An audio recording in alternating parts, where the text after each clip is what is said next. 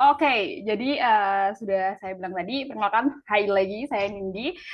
Untuk memulai acara pada sore hari ini, mungkin kayak kemarin ya teman-teman, mungkin ada nggak sih yang udah pernah nyobain beasiswa sebelumnya, tapi gagal di bagian wawancaranya? Mungkin ada teman-teman, bukan gagal ya, tapi kayak apa ya, harus mencoba lagi nih karena ada satu dua kesalahan yang mungkin menurut teman-teman kayak apa ya kesalahanku, dan mungkin ada pertanyaan-pertanyaan yang membuat bingung. Biasanya katanya LPDP itu ada satu pertanyaan yang kayak diulang-ulang. Jadi teman-teman bakalan awal teman-teman bingung. Nanti kalau diulang-ulang, makanya teman-teman biasanya bingung dan di situ banyak teman-teman yang gagal di LPDP seperti itu. Mungkin ada teman-teman nih yang mau sharing kayak kemarin nih ada satu dua orang yang mau sharing untuk ngomongin itu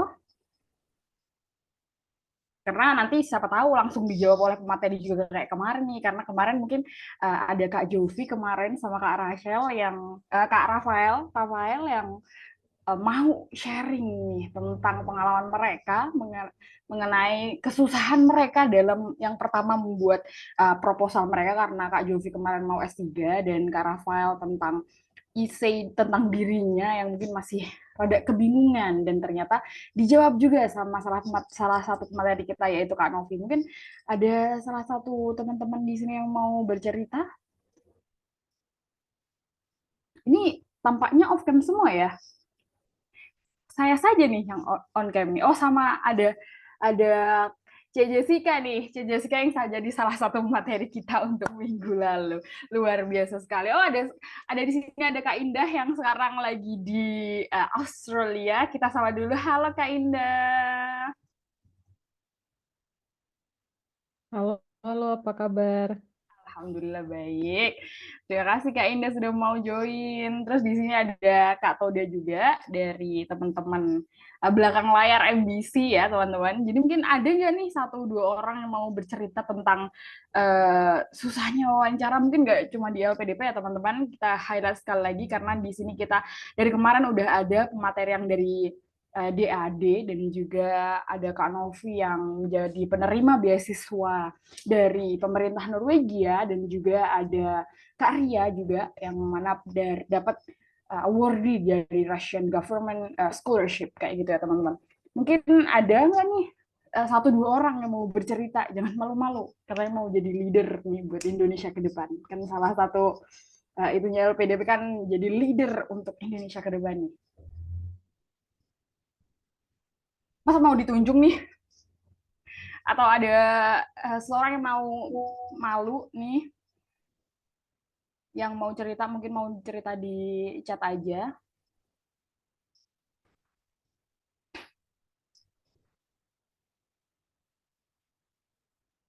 Ini masih banyak teman-teman yang apa namanya join ya teman-teman. Mungkin kita sambil nunggu teman-teman yang lain nanti kita bakalan langsung mulai dan jangan lupa di sesi terakhir kita bakalan um, ada pengumuman yang mana nanti siapapun pemenangan yang mendapatkan voucher 20% diskon untuk proofreading kalian dan juga uh, dapat salah satu orang akan dapat GoPay dari e-wallet dari kita GoPay menjadi salah satu aktivitas partisipan juga. Makanya jangan lupa nih siapapun yang ingin dapat GoPay buat jajan-jajan nih bisa langsung aja nih yang mau sharing pengalamannya. Atau di sini saya juga ngelihat Kak Novi ya teman-teman. Kak Novi karena mungkin kita nanya Kak Novi aja ya. Kak Novi, sepertinya tadi saya ngelihat Kak Novi di sini.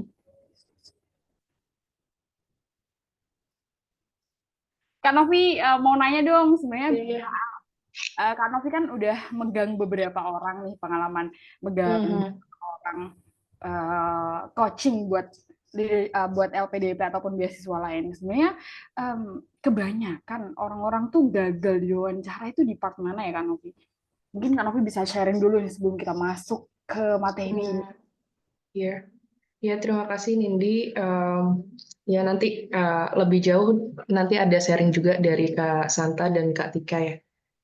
Kak Santa di LPDP, sekarang di China, terus ada Kak Tika juga yang akan ke Netherlands ya. Juga ada spesial dari Kak Riri. Sebenarnya Kak Riri juga nanti akan sharing pengalaman gimana Mockingbird ngebantu teman-teman yang mempersiapkan interview gitu ya. Nah, sebenarnya Kak Indah, terus di tim kita, terus ada Kak Yoswi juga kemarin yang jadi pembicara, itu juga anak-anak dari Mockingbird juga. Sebenarnya kita yang ini ya, we are very lucky to have them. Karena at the end ngelihat mereka grow up gitu ya, mereka sangat aktif sekali. Jadi itu kayak sangat prestis juga buat kita gitu. Ya sebenarnya kita yang we are very lucky to meet them gitu. Terus balik ke pertanyaan, sebenarnya banyak hal ya, tergantung individualnya. Tapi kalau aku lihat in general, ada juga banyak orang yang meng-underestimate interview gitu. Padahal itu kan kayak ketika berusaha itu kayak the last gitu, the last kick you can do untuk dapat scholarships gitu ya. Bayangin 1 billion atau karena cost untuk di luar negeri kan cukup banyak gitu kan. Betul sekali. Kayak tinggal melakukan yang terbaik untuk mendapatkan beasiswa gitu. Tapi banyak juga menurut aku yang underestimate gitu. Jadi kayak misalnya sesimpel nggak praktis gitu. Terus perlu juga untuk diskusi dengan coach atau teman gitu ya yang ngebantu. Sebenarnya kalau wawancara itu kan ada triknya juga gitu. Gimana kita behave, gimana kita memilih diksi dan lain-lain. Dan tahu juga potensi kita dan apa yang harus diomongin dan apa yang harusnya di-keep juga. Jadi sebenarnya banyak sih, tapi in general I think don't underestimate gitu ya interview gitu. Oke. Terima kasih Kak Novi. Mungkin itu ya teman-teman. Jadi know yourself, your behave juga ada trik-triknya tersendiri. Mungkin di situ kita bisa belajar bareng nih. Salah satunya juga penting banget untuk coaching buat kalian untuk memperdalam siapa sih kalian itu sebenarnya sebelum kalian apa namanya wawancara gitu ya teman-teman. Dan di sini udah ada nih Kak Kartika Puspitasari. Halo Kak Tika. Halo Kak Nindi, halo Selamat semuanya. sore. Oke. Bagaimana Kak kabarnya hari ini Kak? Sehat-sehat. Cuma lagi mendung kan di sini, jadi Oh ini udah di sehat-sehat aja China ya Kak? memaklumi. Oh, ini udah di berarti ini udah di Netherlands Kak ini? Belum, aku intake September tahun ini Kak. Oh gitu, I see. Jadi ini udah preparing ya kan udah selesai LPDP tinggal cus pergi ke sana nih. Keren sekali Kak Tika.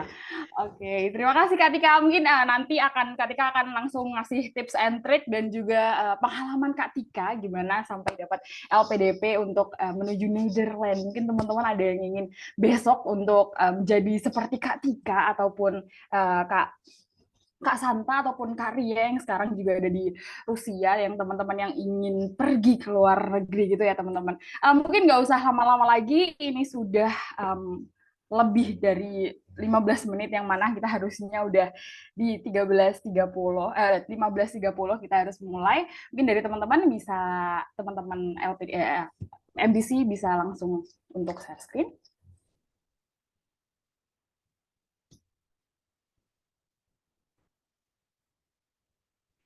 Baik, selamat sore. Assalamualaikum warahmatullahi wabarakatuh. Om Swastiastu, Namo Buddhaya. Perkenalkan, nama saya Nindi Yulaika.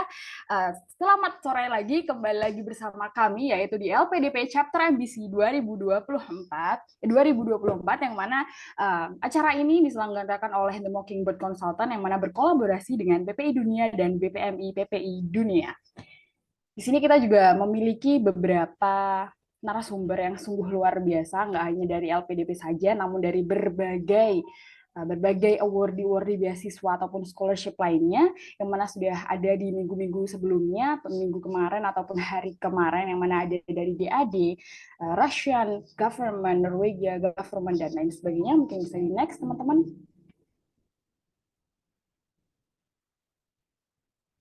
Ini dari Kak Yosvi, Kak Santa, Kak Jessica, Kak Novia, Kak Ria, Kak Indah, Kak Fitra, dan Kak Rashif. Dan ini di belakang layar dari Mockingbird, ex-PPI Dunia dan BMPI juga. Di sini ada tim kita. Oke, dan selanjutnya di sini kita akan mengabadikan momen bersama.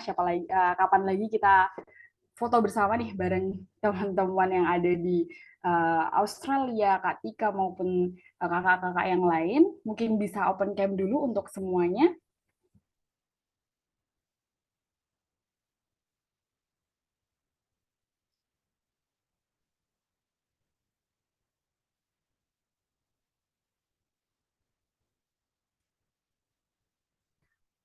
Mungkin dari Kak Toda sudah siap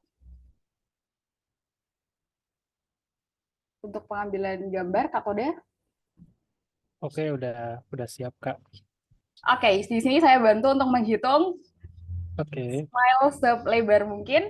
1, 2, 3. Oke, mungkin menggunakan gaya bebas, terserah kalian. 1, 2, 3. Baik, teman-teman, terima kasih. Terima kasih. Oke, selanjutnya adalah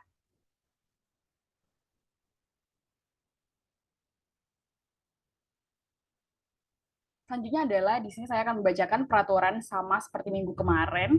Yang pertama adalah be active and fully participate. Yang selanjutnya adalah open camera and use virtual background yang sudah kami sediakan teman-teman di grup.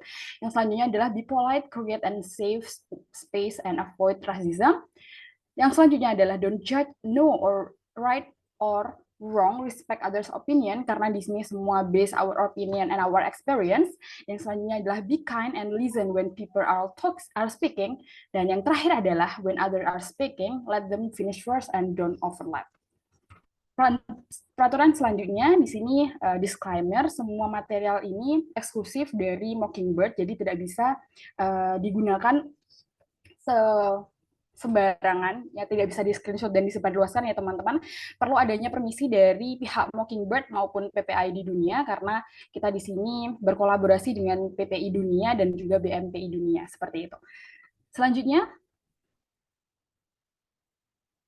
jangan lupa sama seperti minggu kemarin, kita juga memiliki giveaway voucher sebanyak 20% diskon dari proofreading berkas LPDP kalian pada batch pertama kali ini. Teman-teman sudah pastinya sudah nulis essay ya, sudah seperti yang disampaikan narasumber-narasumber kemarin, yang mana proofreading itu sangat penting. Karena apa? Biar orang itu lebih tahu nih, karena udah punya experience, mereka pasti akan lebih mengerti. Ini tuh tulisan yang benar, ini tuh tidak ada benar ataupun salah, tapi ini tulisan yang lebih tepat untuk menggambarkan diri kalian dan juga bagaimana orang lain itu tergambarkan diri kalian itu siapa, seperti itu teman-teman. Dan juga Mockingbird juga punya tidak hanya proofreading saja, tapi kita juga punya coaching untuk kalian yang akan wawancara besok. Nah, selanjutnya adalah ada satu giveaway e-wallet untuk kalian, yang mana untuk satu postingan terbaik antara buat story ataupun postingan Instagram. Dan pastikan kamu follow @themockingbird_consultant, PPI Dunia, dan BMPI ID. Nah, sekreatif mungkin ya teman-teman, dan pastinya bertemakan LPDP Award di 2024. Nah, di day 4 materi kali ini, kita memiliki 3 materi yang luar biasa. Yang pertama ada Kak Santa, LPDP Award dari Central South University di China. Yang kedua adalah Kak Tika, LPDP Award dari Leiden University Netherlands. Dan yang terakhir adalah Kak Ria dari Russian Award di Kazan Federal University, Rusia. Oke, di sini ada sedikit introduction background dari Kak Santa, yang mana sekarang beliau ini yaitu Master Metallurgical Engineering di China, yaitu di Central South University, yang mana sekarang ini beliau mendapatkan award di LPDP Scholarship. Dan yang kedua ada Kak Kartika, yang mana saat ini dia udah mendapatkan beasiswa LPDP Award di Leiden University Netherlands di Master of Biopharmaceutical Science Program 2026. Dan yang terakhir ada Kak Ria.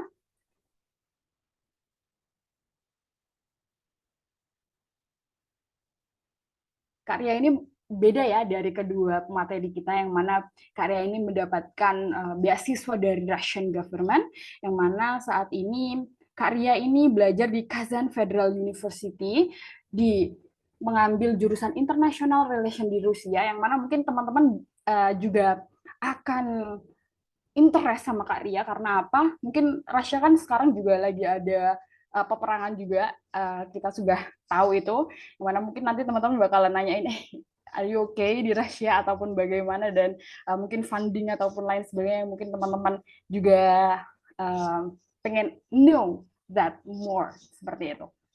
Oke, selanjutnya mungkin langsung aja teman-teman, ini kita nggak ada speech hari ini karena speech-nya udah kemarin. Di sini bagaimana day 4 atau hari terakhir preparing scholarship interview bersama teman-teman LPDP awardee dan juga dari Russian Government awardee. Mungkin dari pemateri pertama kita yaitu Kak Santa. Kita dulu sapa dulu Kak Santa.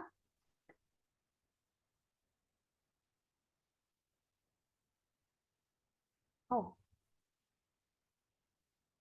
ternyata karena Kak Santa belum ada, mungkin kita ganti dulu ke Kak Tika ya teman-teman.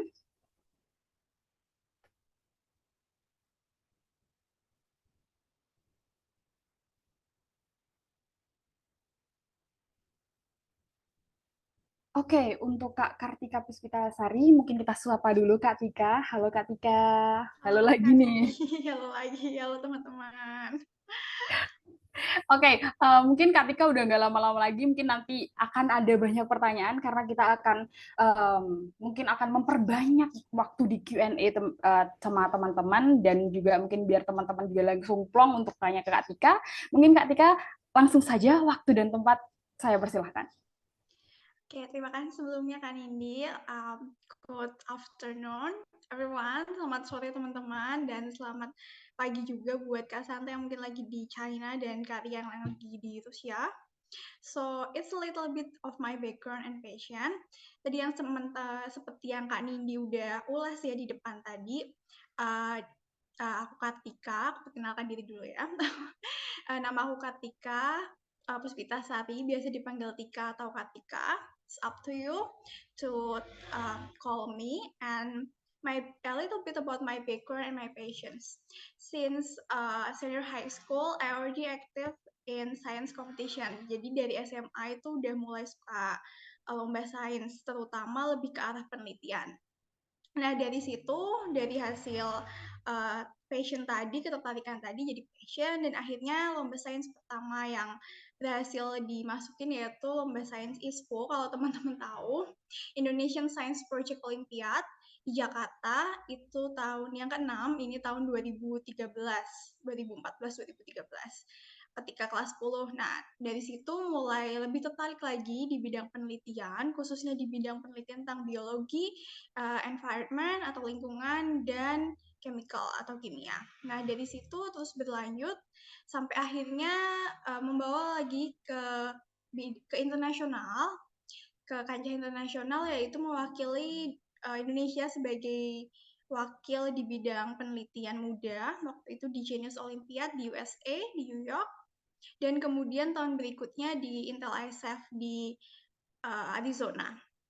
Dan dari situ aku lebih suka lagi tentang penelitian, dan akhirnya masuk ke jurusan farmasi untuk mengambil penelitian tentang obat. Nah, dari situ juga I have a change to join in exchange student in Japan in a week selama seminggu, dan kemudian dari situ mulai terus-terus kerja di lab, dan terus-terus lagi memupuk diri sebagai junior researcher sampai akhirnya aku lulus di tahun 2021 dan bekerja sebagai junior researcher untuk S3, untuk doktoral, dan juga asisten research di UGM, di Fakultas Kedokteran.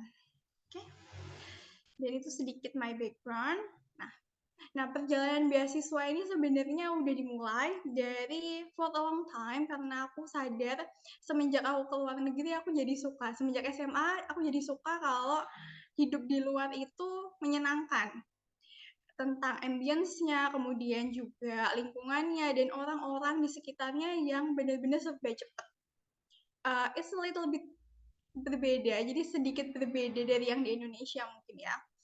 Kadang di sana banyak orang jalan kaki juga, karena kebetulan aku juga nggak bisa naik motor dan nggak bisa bawa kendaraan pada saat itu. Jadi banyak temennya gitu jalan-jalan. Nah, tahun 2021 selesai ngambil program profesi apoteker di Universitas Islam Indonesia, kemudian juga bekerja sebagai junior researcher.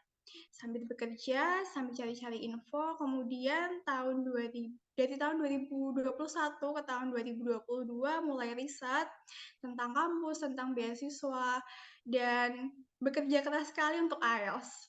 Bisa dibilang aku belajar IELTS itu take a time ya teman-teman, karena mungkin orangnya lebih nggak bisa cepet-cepet belajar gitu, jadi lebih harus tekun. Tahun 2022 akhirnya memberanikan diri untuk ngambil IELTS dan keterima. Maksudnya IELTS-nya ini bisa untuk beasiswa. Gitu. Kemudian di tahun 2022 juga aku mulai coba beasiswa pertama, yaitu LPDP gelombang 2 atau batch 2 tahun 2022. Nah, pada saat itu juga teman-teman, aku dapat interview hari pertama, benar-benar hari pertama ketika itu, dan posisinya I'm not ready. Aku belum benar-benar belum siap secara materi, secara mentality juga untuk menghadapi interview.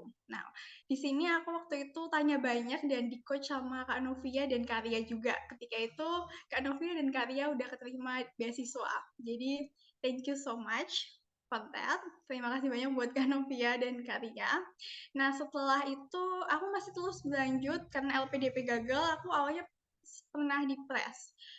Aku ngerasa kalau aku ini cocok nggak sih buat dapet beasiswa atau jalan aku ini memang harus kerja. Nah, dari situ tetap usaha, tetap belajar lagi untuk nggak cuma fokus di satu beasiswa, tapi coba daftar di beasiswa manapun yang buka, siapa tahu itu jodohnya dan rezekinya. Kalau kata orang bilang kan, kalau beasiswa itu adalah perihal jodoh ya, sama kayak nunggu jodoh. Jadi untung-untungan kita dapat juga, kalau belum jodoh ya udah, gitu kan. Kayak tahun 2023, di bulan Juni, tanggal 8, aku inget banget ini, aku akhirnya dapat dan lolos di interview LPDP batch 1 tahun 2023 setelah lebih dari 10 beasiswa yang aku coba di rejected. Aku coba dari Erasmus, aku coba 4 konsorium waktu itu, dan kemudian juga aku coba AAS, GKS, Korea Government Scholarship, KGSP, kemudian juga ada beasiswa dokter dan magister kalau teman-teman tahu dari Indonesia, pemerintah Indonesia. Kemudian aku coba BPI juga. Terus ada beberapa beasiswa dari pemerintah lain seperti Romanian Government Scholarship. Kemudian aku juga coba Italian Government Scholarship. Itu ada 2, ada MEICI sama Invest Your Talent. Aku nggak masuk di situ, dan kemudian aku yang terakhir ada lagi satu, yaitu Gyeongsang National University. Kalau teman-teman tertarik ke Korea, mungkin bisa dicoba. Itu beasiswa UNIF, fully funded, biasanya bukanya sekitar bulan Maret. Nah, di tengah-tengah proses itu aku udah hopeless banget, bener-bener hopeless, karena udah ketolak banyak beasiswa. Jadi daftar LPDP ini bisa dibilang nothing tulus. Udah nggak ada perasaan lagi pengen dapat. Kalau nggak dapat beasiswa ini, sebenarnya aku ada satu cadangan, yaitu kampus di Italia. Kebetulan pada saat itu udah keterima jadi mahasiswa di Milan University, dan kebetulan dapat excellent scholarship dari kampusnya. Memang tidak sebanyak benefitnya dari LPDP, tapi itu cukup membantu buat aku untuk kasih sedikit pupuk-pupuk semangat lagi kalau LPDP ini adalah yang terakhir. Kalau nggak lolos berarti ya udah ambil yang di Italia aja gitu. Nah, dari situ kita bisa lihat ya teman-teman background-nya, kalau aku dari 2016 sampai 2021 tuh masih takut tentang scholarship. Jadi masih beneran takut banget buat coba, takut gagal. Akhirnya mau nggak mau salah satu pilihannya itu adalah belajar yang rajin sama cari tahu tentang scholarship itu. Nah, pas COVID 2022, aku juga hampir menyerah, benar-benar hampir menyerah karena satu omongan waktu itu. I have a friends that already granted GKS scholarship. Kemudian aku tanya sama dia, sama beliau gitu. Bagaimana cara dapetin beasiswa? It is hard, itu susah gitu. Kemudian dia jawab, dapat beasiswanya mungkin nggak susah, tapi belajar di sananya susah. Makin-makin mental aku mungkin belum terpupuk ya, jadi makin agak give up di situ. Tapi aku coba lagi, coba terus. Kalau nggak jodoh ya udah. Nah akhirnya selama tahun 2022 dan 2023 itu selama kurang lebih 6 bulan sebelum pengumuman LPDP, aku ditolak lebih dari 10 application scholarship. Jadi saran aku buat teman-teman di sini, just do it, never give up. Apapun yang terjadi, lakuin aja. Kalau teman-teman udah passion, udah bener-bener mau sekolah, udah pengen bener-bener mau ngelanjutin ke jenjang berikutnya, we never know what happened. Kali aja sama kayak aku kan udah hopeless, terus dapet gitu. Oke. Udah 3 aja udah. Semangat Kak, jangan lelah. Jangan lelah, aku juga ngerasain itu kok. Aku di tengah-tengah bulan Februari, Maret itu, aku ketika itu masih ada kerjaan juga untungnya, jadi sedikit teralihkan. Dan apa namanya, di situ benar-benar a little bit give up dan sering banyak nangis, menarik diri juga dari sosial. But I learn from that, kalau pasti ada waktunya kalau kita itu bakal kembali lagi gitu. It will be fulfilling again. Oke, so tentang scholarship interview yang aku mau sampaikan ke teman-teman, ini tentang pertamanya dulu how to behave. Gimana sih cara sikap kita ke interviewer, karena aku belajar dari pertama kali gagal di LPDP, kemudian ada beberapa interview beasiswa juga kayak Erasmus, kemudian Maici, dan yang lain sebagainya itu agak gagal di interview. Jadi yang pertama itu adalah be confident. Show with confident kalau teman-teman itu layak, benar-benar teman-teman tuh tahu tentang diri teman-teman dan teman-teman tuh tahu apa yang mau teman-teman lakuin. Nggak ada seorang pun yang tahu kalau even teman-teman lying ya, even teman-teman bohong, tapi jangan, itu nggak ada yang tahu. Jadi be confident about yourself that you are one of participant that really antusias about the scholarship. Jadi yang benar-benar nunjukin bahwa teman-teman tuh mampu berjuang di jenjang pendidikan yang lebih tinggi. Kemudian tentang yang lainnya yaitu tentang body language. Jangan lupa senyum. Di interview yang pertama aku tegang banget sampai lupa caranya gimana senyum. Benar-benar aku cuma fokus ke materi yang aku punya, akhirnya aku melupakan aspek ini. Jadi buat teman-teman yang pertama jangan lupa senyum, eye contact, dan posturnya relax tapi tetap tegak, tetap sopan. Kemudian yang ketiga yaitu be friendly. Jadi kita ini harus menjual diri kita, tapi gimana caranya jangan terlihat sombong. Tetap down to earth, tetap berikan kesan kalau teman-teman adalah seseorang yang humble, yang benar-benar di setiap kesempatan, walaupun teman-teman udah punya ilmunya, tapi mungkin ilmu kita sedikit, nah sedikit ini yang akan buat teman-teman menjulang, tapi juga jangan lupa ke daratan. Kayak gitu. Yang ketiga, yang terakhir yaitu adalah open minded. Nah, jadi di sini teman-teman ketika interview harus lebih terbuka. Ketika nanti misalkan ada interviewer yang punya itu kenapa bisa kayak gini, bukannya lebih baik seperti ini gitu. Diterima dulu sayangnya. Baik Bapak, Ibu, terima kasih sarannya. Namun beberapa metode yang saya sampaikan itu merupakan misalkan alternatif dari metode yang sudah ada, itu bisa gitu.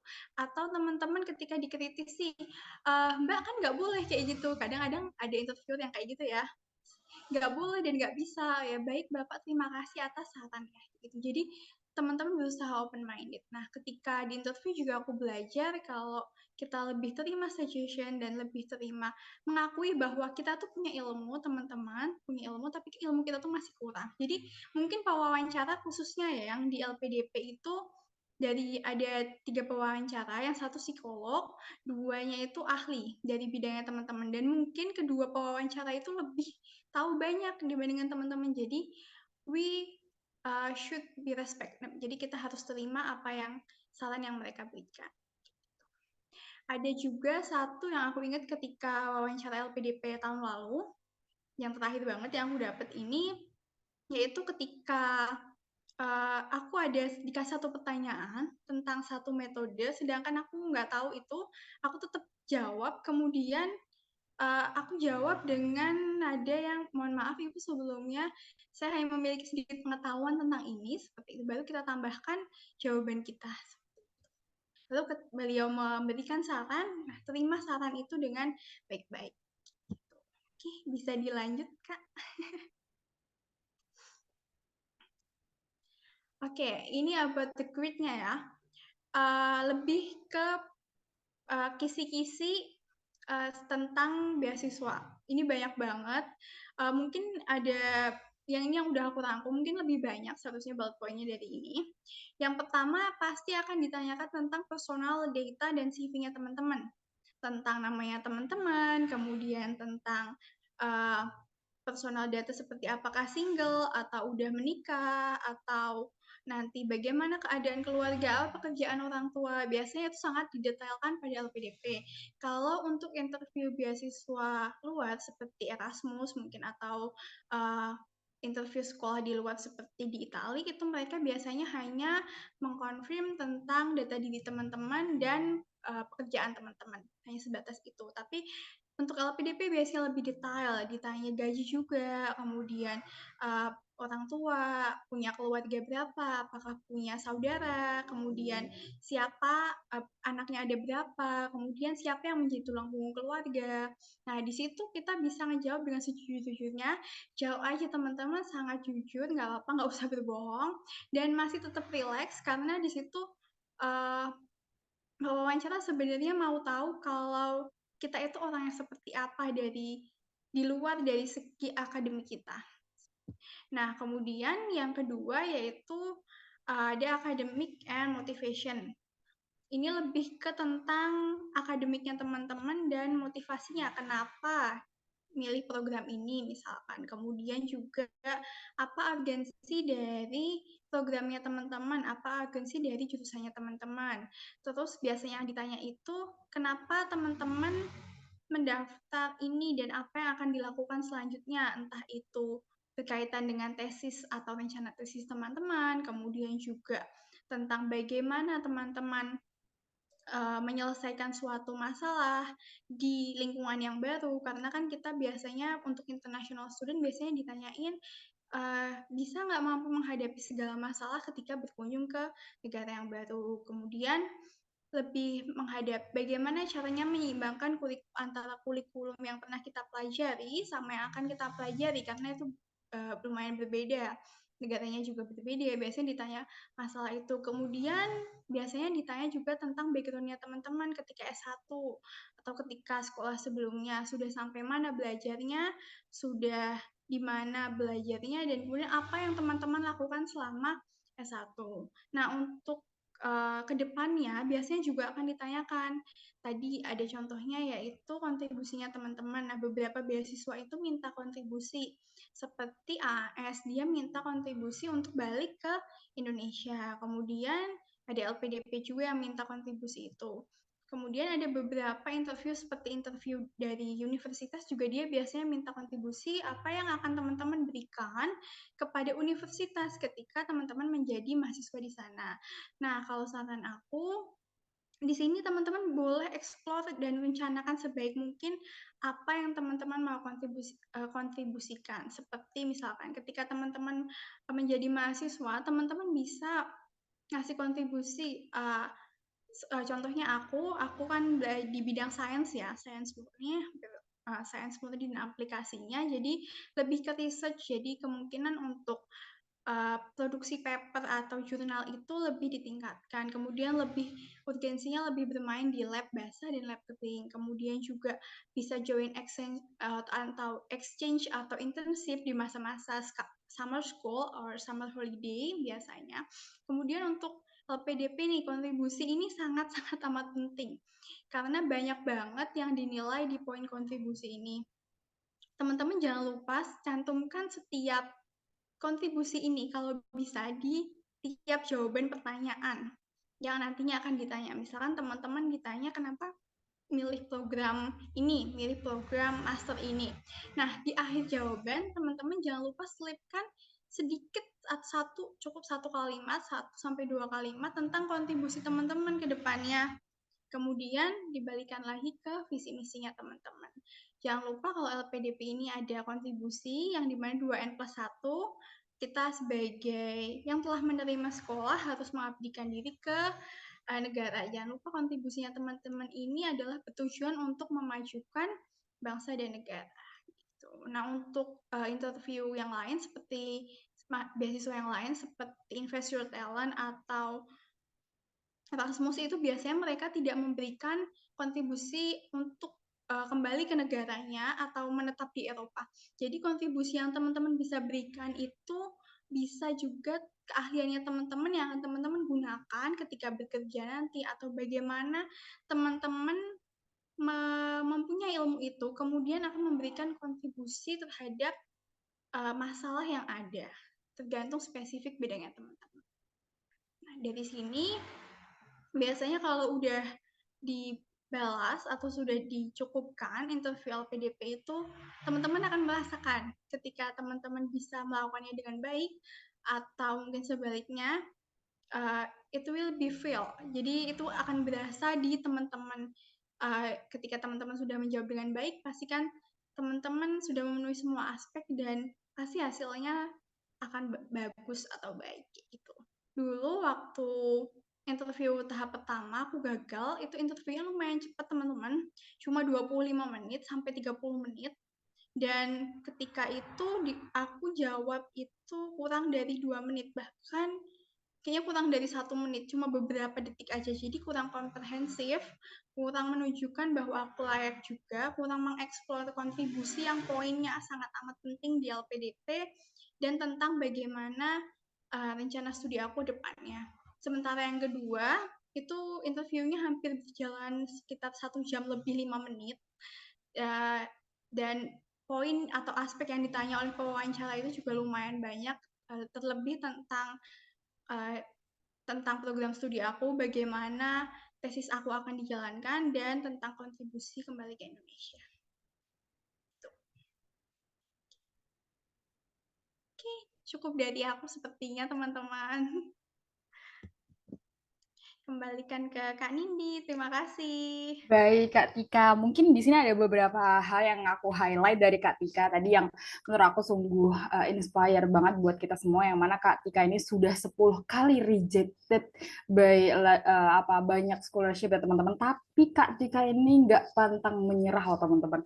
Itu yang menurut aku so inspire banget buat semua teman-teman yang jadi awardee yang masih calon awardee entah beasiswa manapun itu ya Kak Artika. Dan juga di sini ada beberapa yang saya highlight yang paling penting, bagaimana cara Kak Tika ini mendapatkan beasiswa dari LPDP maksud saya, yang mana ada 4 poin penting. Yang pertama adalah be confident, yang selanjutnya adalah know your body language, yang ketiga adalah be friendly, dan yang paling terakhir yang paling penting adalah open mind. Jangan lupa nanti kalau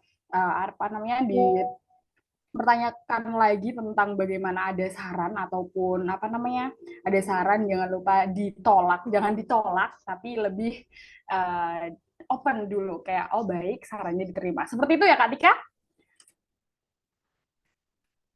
Iya Kak Nindi, terima kasih. Baik, mungkin teman-teman yang udah ada pertanyaan bisa langsung aja di chat box. Nanti jangan lupa di sesi akhir bakalan ada Q&A, dan di sini sudah ada Kak Rashif. Mungkin kita sapa dulu Kak Rashif. Selamat sore Kak Rashif.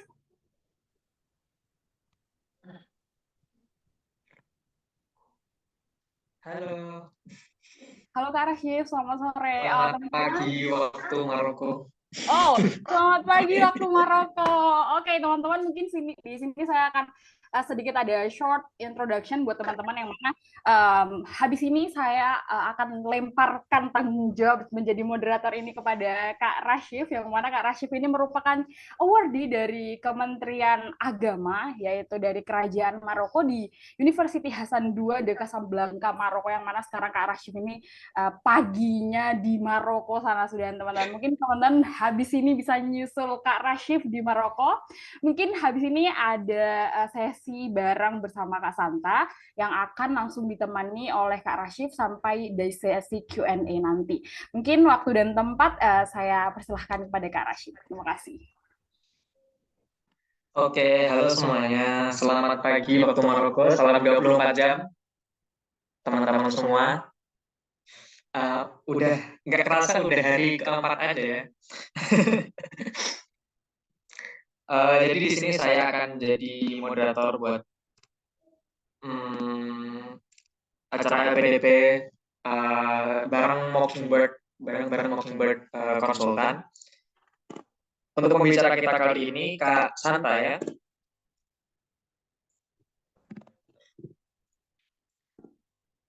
Kak Santa di CV-nya adalah pendidikannya yaitu Bachelor of Engineering, kemudian mengambil master di Metallurgical Engineering di China.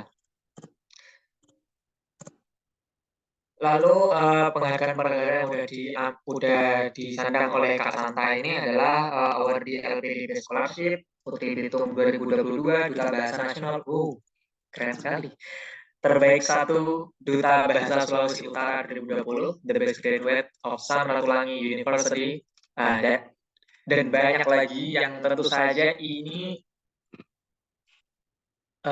menunjukkan bahwa Kak Santa ini emang benar-benar bakal ngasih kita banyak insight mengenai gimana cara kita bisa nembus beasiswa LPDP. Oke, mungkin Kak Santanya udah hadir, bisa disapa.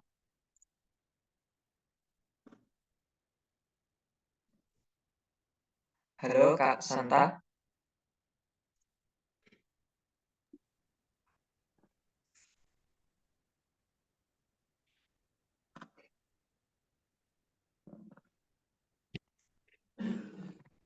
Kak Santanya masih di jalan, mungkin bisa ke Kak Ria dulu kali ya. Oh, oke. Karena Kak Santa belum bisa bergabung ya, mungkin kita lanjut ke ketua tim saya. Kita ke Kak Ria, yaitu sekarang saya bertemu Kak Ria beliau sebagai ketua tim di unit redaksi BPMI PPI Dunia. Kak Ria ini beliau adalah mahasiswa Indonesia yang sekarang berkuliah di Rusia. Pendidikannya yaitu S1 Indonesia Literatur Sastra Indonesia di Indonesia, lalu S2-nya International Relation di Rusia. Sedangkan untuk penghargaannya menjadi delegasi di ASEAN Youth Friendship Network, lalu Achikita Short Study in Tokyo, Japan, Summer School at Inha University, International Seminar at National University of Singapore.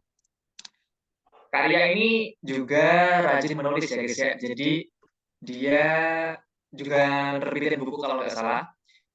Oleh karena itu juga punya penghargaan di bidang penulisan di First Place Writing at OIM, FEB, PKMGT, Korean Culture Competition, Youth Empowering Jelajah Elok Indonesia, dan masih banyak lagi. Kegiatan lainnya Kak Ria yaitu menerbitkan buku baik yang antologi yang sebagai kontributor maupun menerbitkan buku sendiri. Jadi mungkin teman-teman nanti ada yang emang background-nya penulis dan suka nulis, nah penulis pun bisa sampai ke luar negeri kayak Kak Ria ini. Langsung saja kita sambut Kak Ria. Kak Ria sudah masuk ya? Saudara sih. Oke, siap. Selamat pagi Kak Ria. Di Rusia sekarang jam berapa? Jam 12.20 waktu Rusia. Oke. Assalamualaikum warahmatullahi wabarakatuh. Terima kasih Rasif yang sudah memperkenalkan saya terlebih dahulu tadi. Salam kebajikan, Om Swastiastu, Nama Budaya. Halo teman-teman semuanya, apa kabar? Semoga hari ini luar biasa ya, baik-baik. Pokoknya kita di hari terakhir kita harus memaksimalkan nih.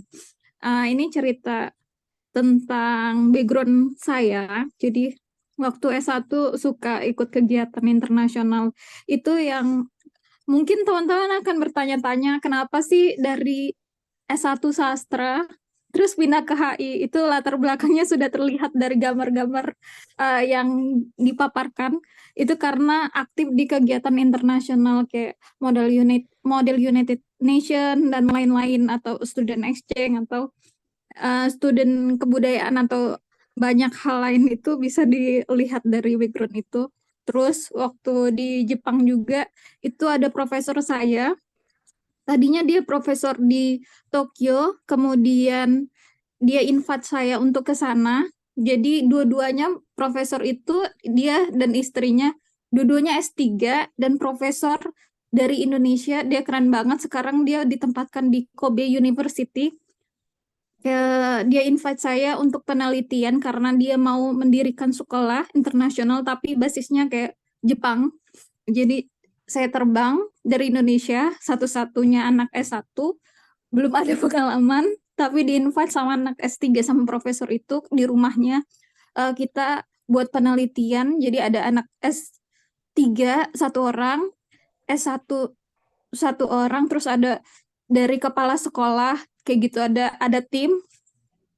Kemudian berbagai kegiatan sih, seru-seru banget. Soalnya kita jadi anak bawang yang belajar banyak hal dari senior yang luar biasa. Terus lanjut Rasif. Kalau misalnya yang ini hobi sih. Jadi saya kenapa masuk ke unit redaksi PP Dunia, terus dipercayakan sebagai ketua unit redaksi, itu karena hobi saya. Dari background saya S1, itu suka banget menulis dan menghasilkan karya-karya, dan concern di bidang gender dan perempuan. Makanya saya nulis lebih ke perempuan, power of women in public, terus ecofeminism, dan lain-lain. Itu karena hobi. Oleh sebab itu saya banyak menulis. Terus dipercayakan sebagai ketua unit redaksi, itu semakin mengasah hobi saya.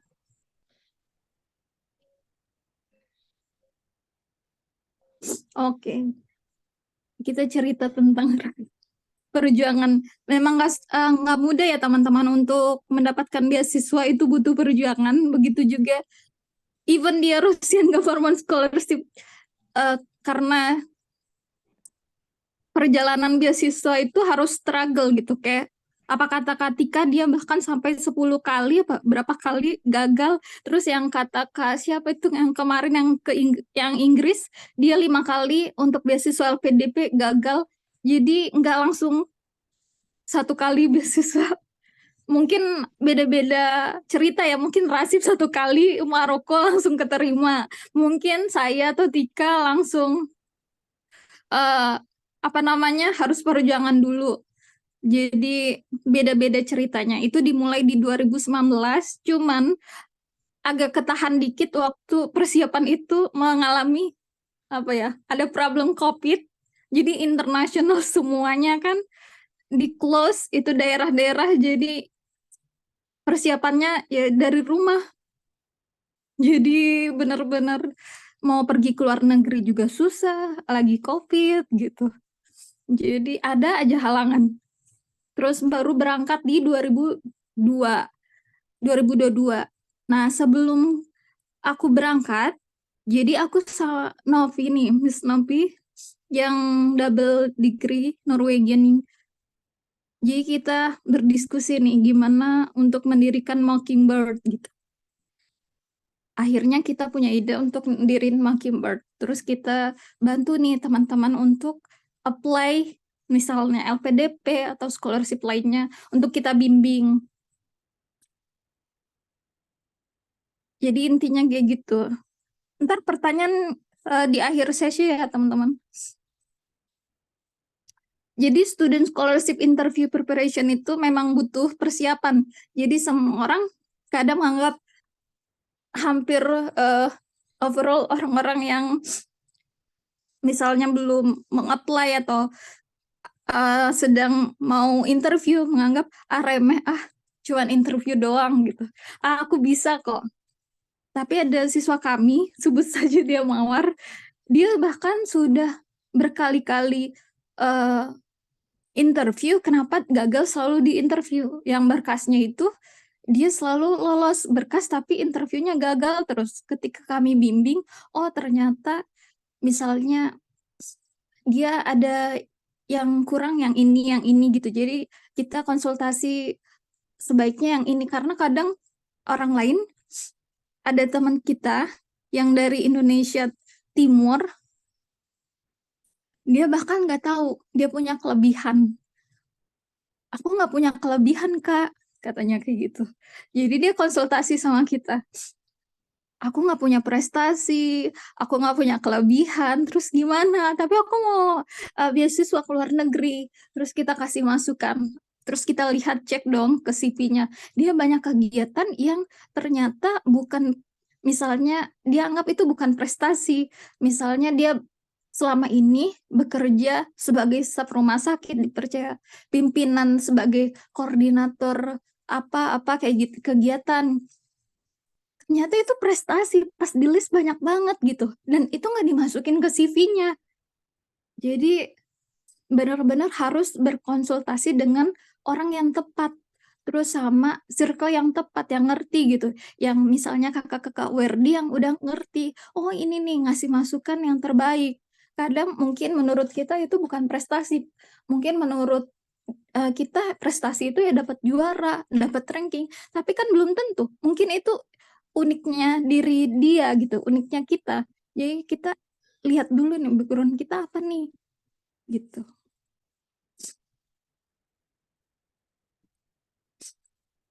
Aku lebih ke cerita ya teman-teman. Ini perjalanan Mockingbird sebenarnya untuk membimbing siswa-siswa itu luar biasa sih, dedikasi kakak-kakak ini, Mbak Novi dan lain-lain.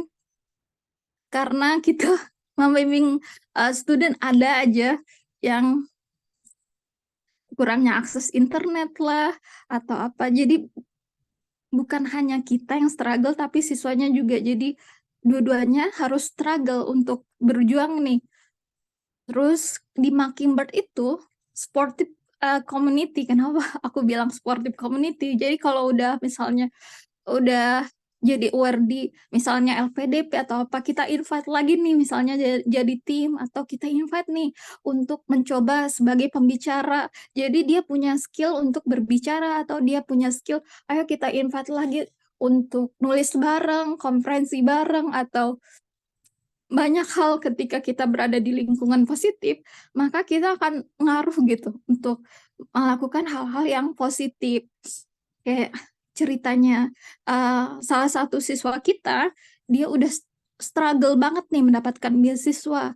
Terus ketika kurang akses nih, dia sampai ada aja ya problemnya. Misalnya dia di Indonesia Timur, dia aksesnya itu susah banget. Sinyalnya susah, sampai kita interview untuk persiapan dari beasiswa, Mockingbird bantu dia, itu dia harus nyebrang pulau dulu untuk dapat sinyal gitu.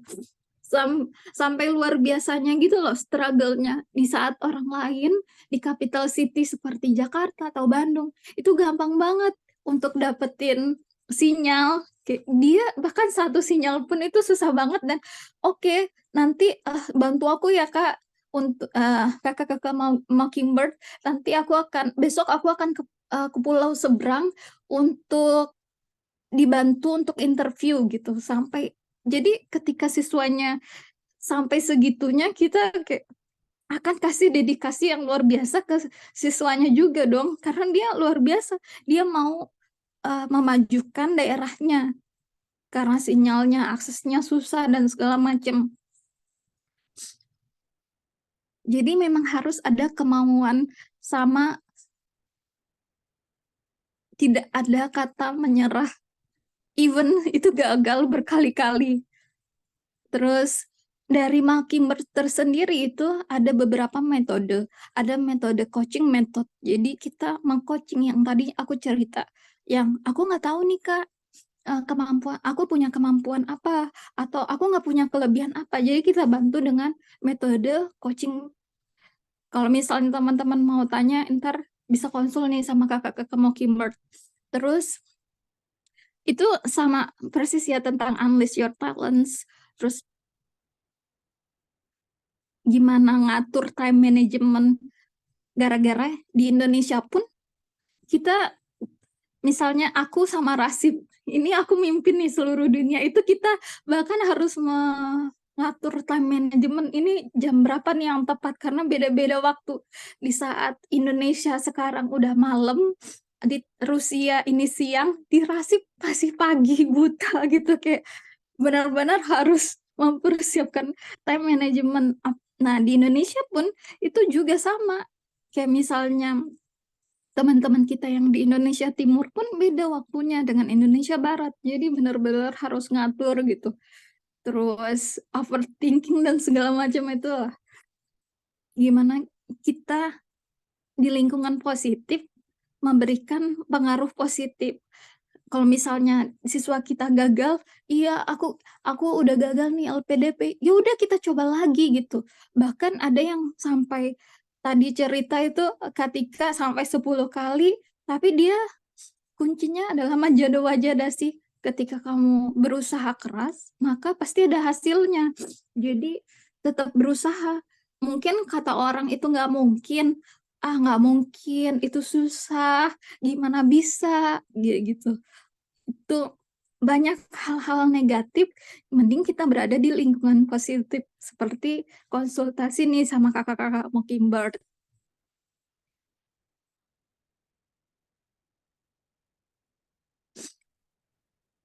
Ini ada sedikit human development.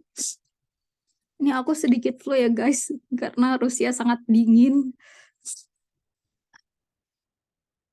Emphasizing the concept of growth mindset and applying coaching method. Jadi, we believe that individuals can develop their abilities and talent through dedication, hard work, and willingness to embrace challenges. With a growth mindset, people can overcome obstacles, learn from failures, and continuously improve. Jadi, tetap semangat, never give up, karena if you have ability, why do not be the best of the best gitu lah.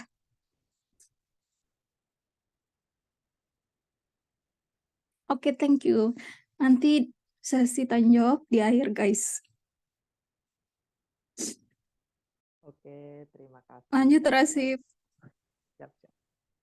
Oke, terima kasih Kak Arya. Jadi tadi ada beberapa hal yang penting ya, yang harus diingat-ingat, yaitu bahwa kalau kita mau daftar beasiswa tuh ya emang harus niat banget gitu. Kayak tadi ceritanya yang buat bimbingan aja sampai pindah Suaranya pulau. kurang terdengar, Kak. Oh, masa? Halo, udah?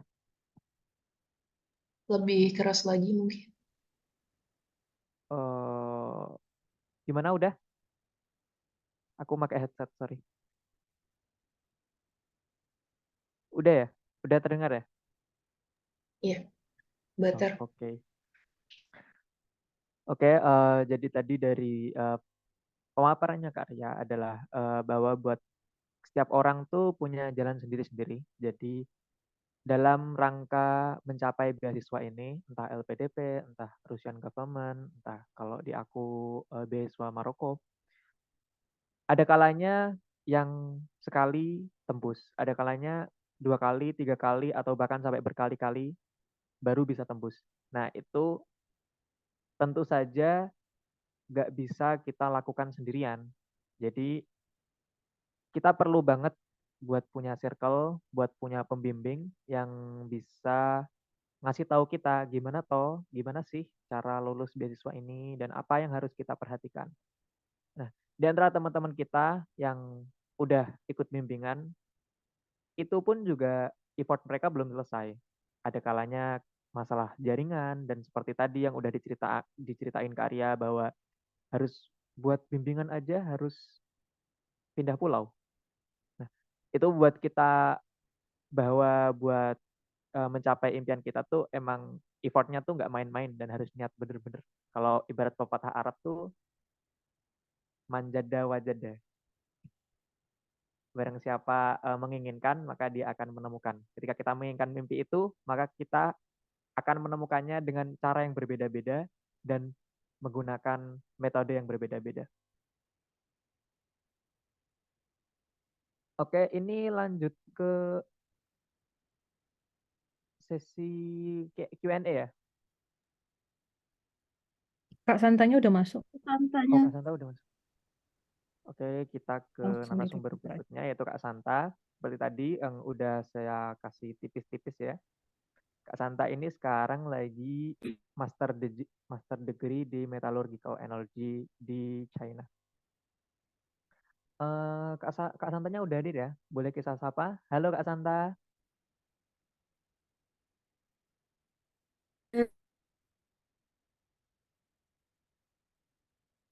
Kak Santa sudah tersambung.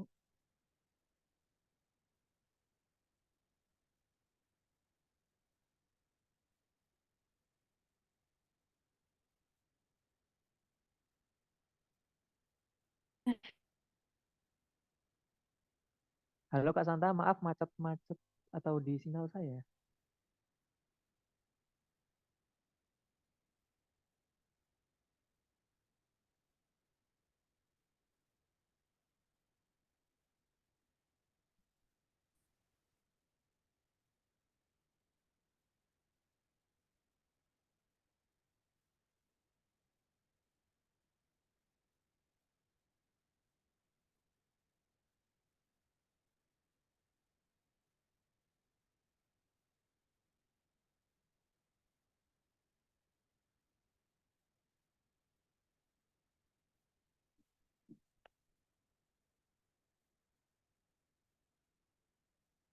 Halo Kak Santa,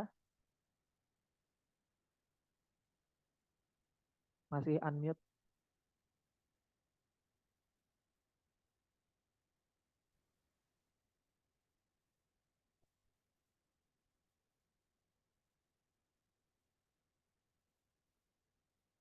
Kak Santa sudah tersambung.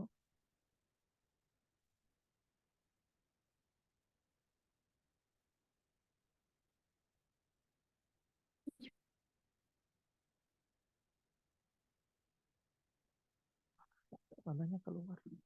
Em, itu mau rejoin lagi nih Kak Santanya. Katanya Iya, iya. coba masuk, dia mau coba masuk lagi mungkin masalah internet connection ya teman-teman. Jadi mohon sabar dulu bentar. Ini Kak Santanya lagi rejoin lagi.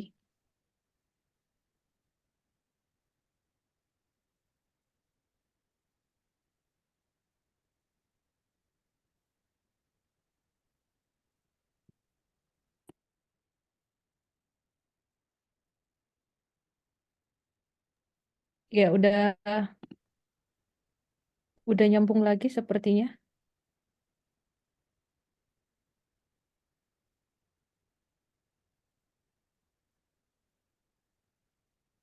Halo Kak Santa.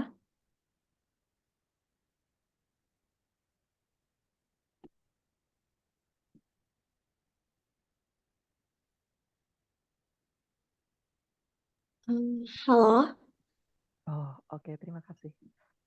ah, Udah bisa udah tersambung ya Kak Santa. Oh, Oke, sorry kedengeran Kak banget. Santa. Lancar, lancar.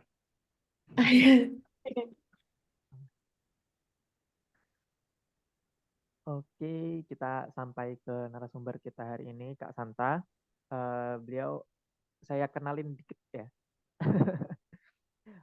Education beliau S1-nya di Bachelor of Engineering, lalu masternya di Metallurgical Engineering China, dan juga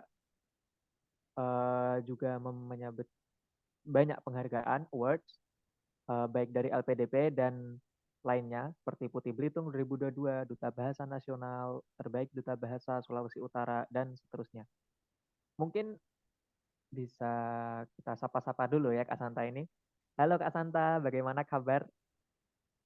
Halo Kak, puji Tuhan baik.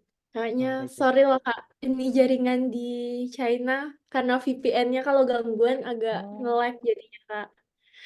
Karena kita pakai harus pakai VPN. VPN. Iya. Iya, Terima kasih Kak Santa udah effort buat kami. sama-sama Kak. Mohon maaf. Sama kayak Oh iya, Rusnya. sama kayak Kak Ria pakai VPN juga.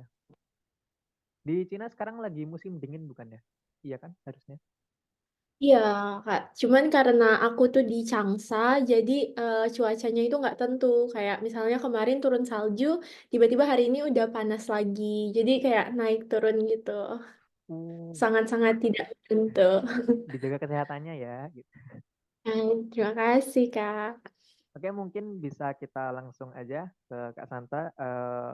Kami silahkan untuk memaparkan kisah untuk kami.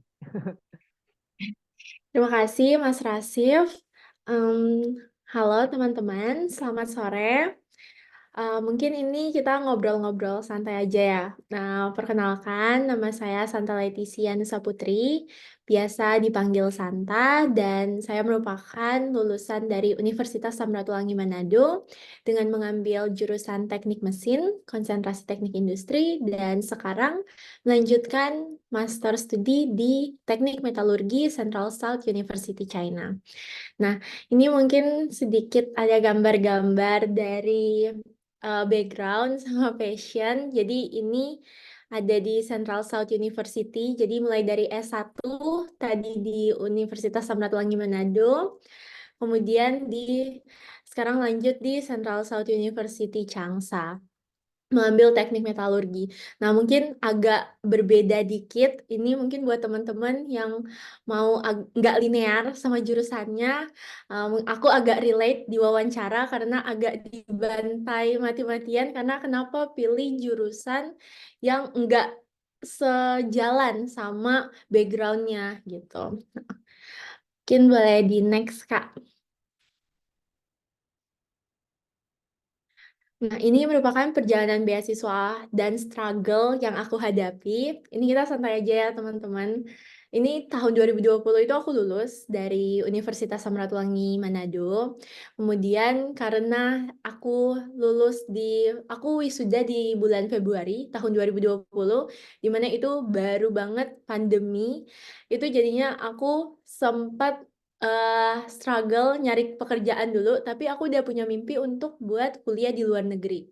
Tetapi karena keadaan yang tidak memungkinkan, karena kita juga harus di rumah aja, dan minimnya informasi yang aku dapatkan waktu aku S1 dulu, jadinya aku bekerja di PT Arta Boga Cemerlang Bali. Pertama tuh aku jadi MT, kemudian terakhir di area sales manager. Nah, mungkin satu hal yang bisa aku share sama teman-teman, kalau misalnya dulu tuh aku sangat minim banget informasi tentang beasiswa. Aku nyesel kenapa aku baru mulai mencari tahu informasi-informasi tersebut ketika aku sudah lulus gitu loh. Nah, kalau untuk teman-teman yang masih S1, masih sementara ongoing studi S1 ataupun masih kerja, itu usahakan cari informasi sebanyak-banyaknya biar kita udah tahu alurnya itu gimana, kita bisa mempersiapkan timeline-nya dan juga trik dan tips-tipsnya dari kakak-kakak sehingga lebih dekat gitu loh kita kalau mau mencapai mimpi kita. Nah, kemudian aku di tahun 2020 sampai 2021 itu kan aku kerja aja nih, teman-teman. Tapi di tahun 2022 di awal tahun tuh kayak aku udah pengen banget untuk ngejar mimpi aku di mana itu buat kuliah di luar. Tapi kadang sometimes aku mikir kalau susah banget nih buat ngejar di luar, gimana caranya? Karena aku sekarang udah kerja, aku ada tanggungan juga, mungkin karena aku anak pertama ya kan. Nah, terus gimana ya? Jadi kayak bimbang maju mundur untuk daftar beasiswa. Belum lagi katanya beasiswa tuh susah banget gitu. Nah, sampai di tahun 2022 aku memantapkan diri aku untuk ngejar mimpi aku karena kalau enggak sekarang ya kapan lagi. Dan aku tuh selalu mikir kalau bermimpilah setinggi mungkin, sebesar mungkin. Karena kalau misalnya mimpi kita itu enggak menakutkan atau kita pikir, ah gampang ah untuk dicapai, ya berarti mimpi kita itu enggak besar. Jadi aku tuh selalu pikir yang positif dan pasti kalau misalnya kita berusaha semaksimal mungkin, pasti ada jalan. Jadi di tahun 2022 itu aku mulai belajar IELTS, aku belajarnya mandiri, jadi aku buka YouTube, aku beli buku juga. Aku beli buku di Shopee, terus benar-benar aku cuma persiapannya mandiri sekitar 3 sampai 4 bulan, tapi itu aku masih sambil bekerja. Jadi aku resign tuh di akhir tahun 2022. Tapi aku belajar IELTS udah dari pertengahan. Nah, terus aku udah mulai tulis esai aku cicil-cicil, aku lihat-lihat di laman LPDP apa aja yang dibutuhkan, dan aku udah mulai nyicil. Karena menulis esai itu enggak yang sehari jadi atau sebulan jadi, tapi kayak agak lama karena mikirnya, belum lagi apa yang mau kita tulis dan lain sebagainya. Terus aku juga udah di tahun 2022 itu aku bikin CV yang bagus untuk daftar scholarship, karena kan agak beda CV yang kita pakai untuk daftar pekerjaan sama yang kita daftar untuk beasiswa. Dan aku udah mulai buat personal statement, dan di tahun 2022 itu aku udah mulai untuk masuk ke mendaftar ke kampus-kampus. Jadi waktu itu aku pertamanya di UK. Karena ada temanku juga kebetulan di sana, dan dia bilang, oh bisa pakai perantara, kayak misalnya kita minta tolong ke IDP dan lain-lain. Itu jadinya aku udah lulus juga waktu itu di kampusnya, tapi aku belum daftar LPDP-nya. Sampai di tahun 2023, aku benar-benar memantapkan pilihan aku, mau ambil jurusan apa, dan negara mana, dan aku apply di LPDP scholarship ini. Jadi sebenarnya aku juga enggak yang sekali langsung lulus, teman-teman. Jadi aku itu udah daftar LPDP batch 1 dan gagal di tahap wawancara, dan kemudian aku daftar lagi yang di tahap kedua. Nah, jadi di tahap pertama itu aku pakai aku yang udah ada LOA, yang tadi aku bilang aku udah dapet di salah satu kampus di UK, tapi nyatanya aku masih gagal di wawancara LPDP. Dan aku pikir kunci kita itu buat dapet LPDP ataupun beasiswa lainnya, semuanya itu dari kegigihan kita, sama kayak yang tadi udah disebutkan sama Karya, Katika, maupun narasumber lainnya. Kalau misalnya kuncinya tuh sebenarnya di kegigihan. Kita mau kerja keras terus-menerus. Enggak yang gagal sekali, udah stop. Merasa kalau kita tuh nggak pantas. Enggak, kita semua tuh pantas. Cuman tergantung rezekinya kita aja kapan. Menurutku kalau kita udah punya mimpi untuk kuliah di luar, kita tuh pasti dapat. Cuma tunggu waktunya aja. Sesuai sama yang Tuhan siapkan buat kita. Ya, mungkin bisa di next, Kak. Nah, ini aku mau share sedikit tentang interview waktu itu, karena aku memiliki 2 pengalaman interview di LPDP, dua-duanya batch 1 dan batch 2. Aku tuh, menurut aku, kita paling pertama itu kalau mau interview, kita harus dalami esai sama penilaian diri yang udah kita tulis. Nah, kalau ini mungkin case-nya di LPDP ya, soalnya aku di LPDP, kalau mungkin di beasiswa lainnya udah disebutkan sama kakak-kakak lain. Nah, tapi seharusnya kurang lebih sama, tetap kita harus dalami apa esai kita. Karena di interview itu kita akan ngomong apapun yang udah kita tulis. Jadi mereka tuh memastikan dan hanya mengembangkan aja dari apa yang udah kita tulis. Mereka memastikan kalau misalnya yang kita tulis itu bohong atau enggak, dan seberapa pantas kita dan seberapa siap kita untuk menjadi awardee. Karena kan ada banyak banget saingan kita di luar sana, dan tentunya yang menjadi nilai plus kita itu kita tulis di laman penilaian diri dan juga esai kita. Dan di situ di tahap interview itu tuh kita bisa meyakinkan pewawancara dengan apa yang sudah kita tulis.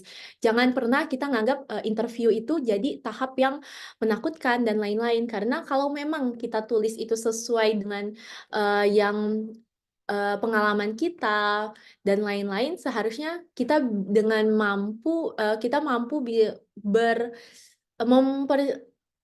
meyakinkan pewawancara kalau kita itu mampu dan sanggup dan menjadi awardee. Next, Kak. Nah, kemudian kalau di LPDP sendiri, ini tuh pernah di-post juga di akun Instagram LPDP kalau usahakan kita menjawab dengan menggunakan metode STAR. Nah, mungkin teman-teman udah nggak asing nih tentang metode STAR kayak situation, task, action, dan result. Nah, mungkin untuk awal-awal kalau dapat satu pertanyaan tuh agak susah jawabnya secara terstruktur. Aku juga mengalami hal yang sama. Jadi awal-awal tuh susah banget aku jawabnya bisa terstruktur. Mungkin aku benar menjawab pertanyaan yang diberikan oleh pewawancara, tapi itu tuh nggak beraturan. Jadinya aku jelasin dulu endingnya, baru aku balik lagi. Jadinya belibet teman-teman. Nah, masalahnya kita cuma diberikan waktu singkat. Nah, jadinya kita harus memaksimalkan waktu yang diberikan dengan menjawab pertanyaan secara terstruktur dan juga sesuai dengan kemauan dari pewawancara ini, gitu. Nah, mungkin awal-awal susah, tapi kalau misalnya kita latihan nih terus-menerus, itu tuh lama-lama kita terbiasa dengan sendirinya. Karena dari pengalamanku juga, lama-lama aku terbiasa. Dari yang pertama aku harus mikir nih, aduh situationnya apa, tasknya apa, actionnya apa, sama hasilnya aku waktu itu gimana. Dari yang aku mikir sampai itu mengalir dengan sendirinya ketika aku menjawab sebuah pertanyaan. Jadinya di alam bawah sadarku itu udah langsung ke-connect kalau oh situasinya gini dulu, baru aku langsung ceritain pengalamanku dan hasilnya tuh kayak gini. Jadinya mereka juga pewawancara itu bisa paham apa yang kita jelaskan dengan sangat jelas gitu. Next Kak. Nah, ini juga menurutku sangat penting nih teman-teman. Mock interview sama teman-teman kalian ataupun sama awardee. Jadi kalau aku dulu benar-benar mau teman-temanku itu bukan awardee atau bukan, itu aku minta tolongin mereka. Jadi aku minta insight-nya mereka. Gimana nih cara aku ngejawab apa yang kurang? Kayak misalnya mereka merhatiin hal-hal kecil ya dari aku. Oh iya, matamu terlalu gini, jeleletan, kelihatan nggak nguasain materi, terus kamu juga masih IU, masih ada jedanya, coba lebih rileks. Dan juga kalau sama awardee, ini tuh mereka benar-benar ngasih insight yang sangat-sangat berguna. Karena apa? Karena mereka udah ada pengalaman dari sebelumnya. Jadi mereka udah tahu, oh ini hal yang boleh dibikin, sama ini hal yang jangan dibikin, gitu loh. Jadi menurut aku latihan terus-menerus itu adalah kuncinya. Jawabin pertanyaan sehingga kita itu terbiasa nggak nervous untuk menjawab pertanyaan. Dan juga misalnya wawancara online dan offline kan agak beda nih ya teman-teman. Nah kalau misalnya kita udah terbiasa nih wawancara misalnya mock up sama teman, misalnya kita harus wawancara online, terus kita udah mock up online juga secara Zoom sama teman-teman kita atau sama kakak-kakak awardee, itu tuh pas wawancara hari hanya yang benar tuh kita udah nggak terlalu gugup karena ya udah ini biasa aja, aku udah biasa kok kayak gini dan bawa santai aja. Jadinya kita juga udah bisa belajar kelemahan kita tuh di sini dan setiap harinya kita latihan untuk memperbaiki kelemahan-kelemahan kita ini gitu teman-teman. Next Kak. Nah, mungkin ini terakhir ya teman-teman. Ini yang paling penting sih, relax aja. Kita tetap butuh waktu untuk istirahat dan juga jangan lupa untuk berdoa. Karena kalau misalnya udah H-1 gitu, kalau kita mau belajar, kalau di aku ya itu udah nggak guna gitu loh teman-teman. Kayak udah buyar aja karena udah panik. Apalagi misalnya nih cewek-cewek nih ya, kalau cewek-cewek kan banyak yang overthinker banget ya kan. Jadi kayak aduh gimana ya besok aku bisa nggak ya gini gitu. Nah daripada gitu lebih baik kita daripada memikirkan hal yang nggak penting nih, itu lebih baik kita istirahat, kita berdoa, kita tenangin diri dan juga kita siapin barang-barang yang buat kita pakai untuk besok biar kita nggak panik. Misalnya kalau aku dari pengalamanku, aku udah siapin bajunya, baju yang sopan, yang rapi, dan juga laptopnya aku udah siapin, tempatnya aku pastiin nggak ada yang ngeganggu aku, jaringannya, supaya hal-hal kecil itu kalau nggak kita perhatiin itu bakal bikin kita buyar. Kayak misalnya ada orang yang ngeganggu karena kita nggak persiapan.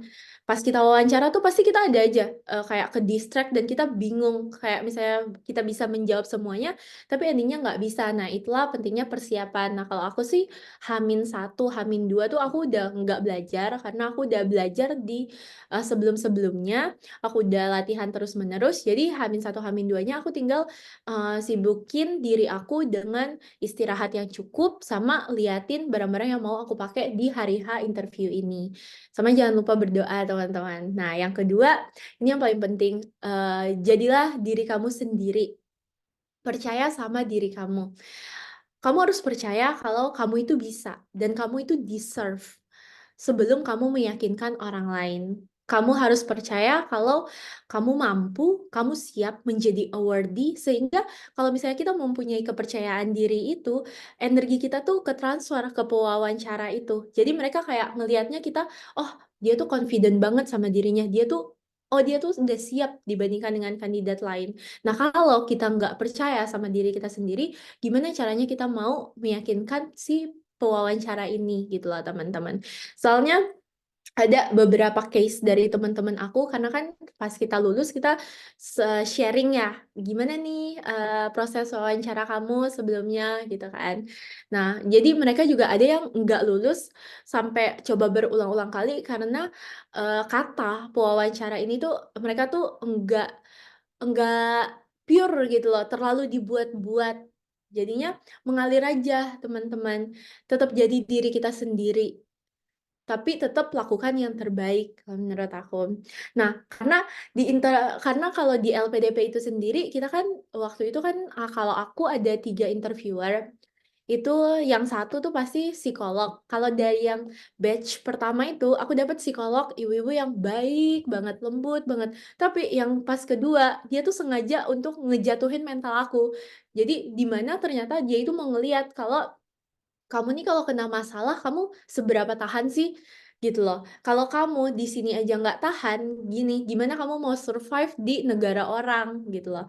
Nah, jadi kadang gunanya psikolog tuh mau lihat kita tuh gimana dalam keadaan tertekan, cara kita nyelesain masalah itu gimana, ngehadapin masalah itu gimana. Jadi tetap tenang dan jadi diri sendiri, itu adalah kuncinya.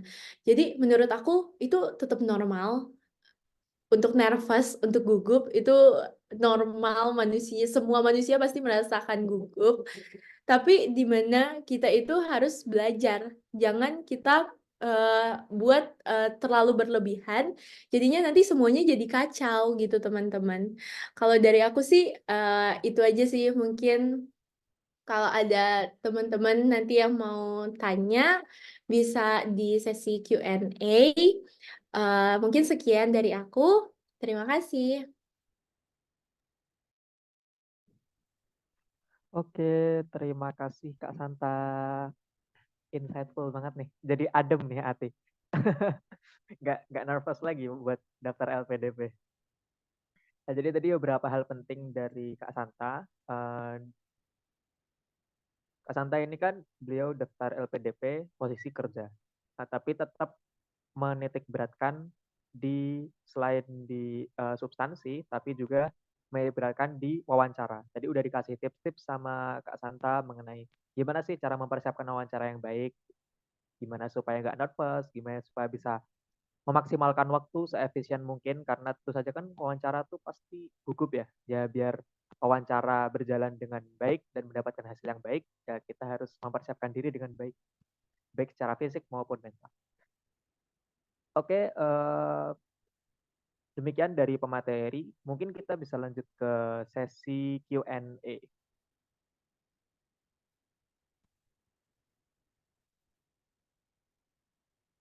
Teman-teman bagi yang ada pertanyaan bisa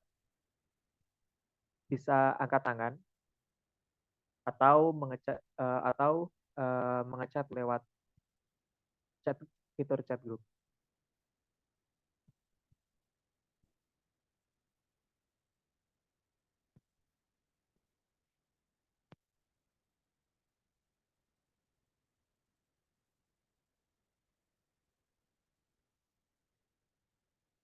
Sebelumnya sambil nunggu teman-teman, jika nanti ada tanya, saya sebenarnya ada pertanyaan sih. kan tadi baik Kak Ria maupun Kak Santa itu background S1 dan S2-nya tidak linear. Nah, sebenarnya buat kan tadi sama kalau Kak Ria berarti udah menunjukkan bahwa aktif di kegiatan internasional, berarti emang memiliki concern di bidang itu. Buat Kak Santa nih, dari awalnya teknik terus pindah ke teknik metalurgi itu gimana? Karena aku mungkin kepikiran ya suatu saat daftar S2 terus lintas jurusan gitu. Oke Mas Rashid, thank you. Jadi aku sedikit share ya pengalamanku. Jadi kan aku sebelumnya teknik industri ya. Jadi pas teknik industri itu aku bener-bener eh nggak ada kaitannya sama sekali sama metalurgi yang notabene-nya itu kimia kan. Jadi tapi aku tuh bener-bener penasaran sama jurusan ini gitu loh. Dan metalurgi kan kayak lagi hype banget ya, kayak kerja di tambang nikel gitu-gitu di Indonesia tuh bener-bener lagi butuh banget ahli-ahli metalurgi. Dan kebetulan waktu aku kerja di PT Oriental Group yang Arta Boga Cemerlang, itu tuh aku pegang divisi baterai. Jadi aku pegang divisi baterai walaupun aku di divisi penjualannya gitu loh. Tapi aku kayak aku penasaran sama cara bikin ini, new energinya dan lain sebagainya gitu loh. Dan dari berbekal dari pengalamanku yang sangat sedikit itu, aku memberanikan diri untuk mendaftar teknik metalurgi gitu loh. Walaupun pas sekarang juga aku agak-agak lumayan stres ya karena sangat berbeda dari yang S1 aku, tapi udah bisa sih karena menurut aku kalau misalnya di tahap interview ya, kalau misalnya kita ditanya kenapa mau lintas jurusan, yang penting tuh kita punya alasan yang kuat aja. Kalau kenapa kita mau ambil jurusan ini nih gitu.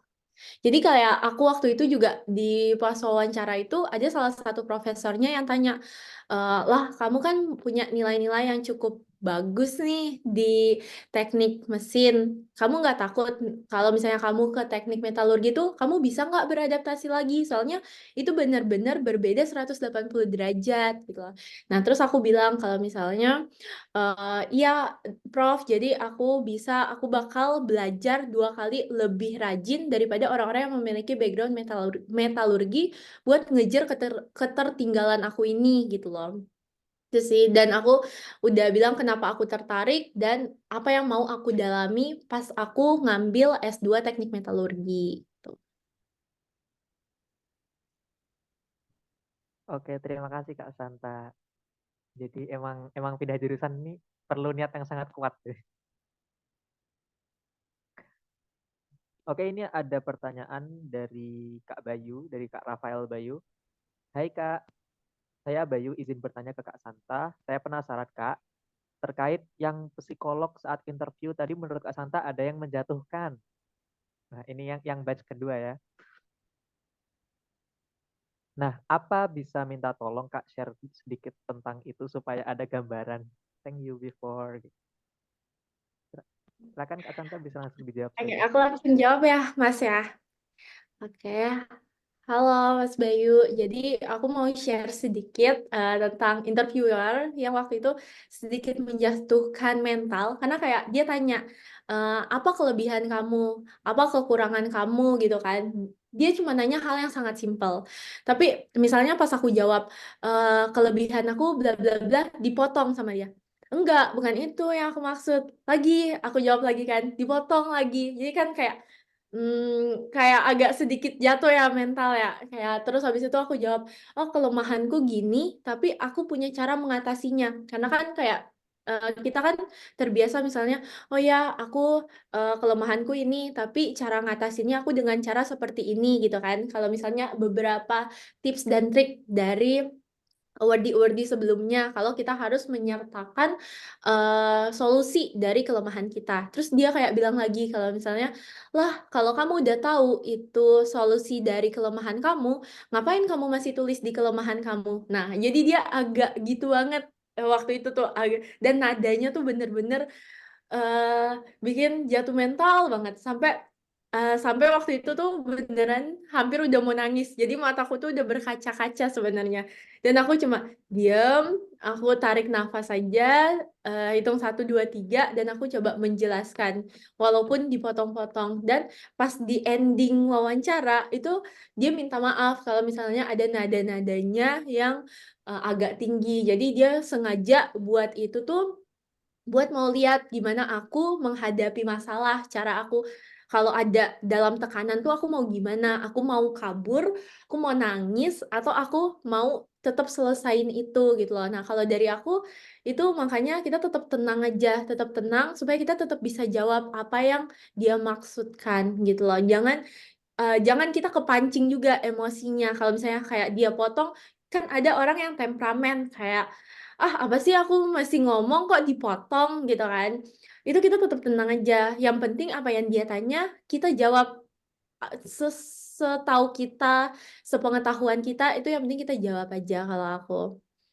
Tetap lakukan yang terbaik.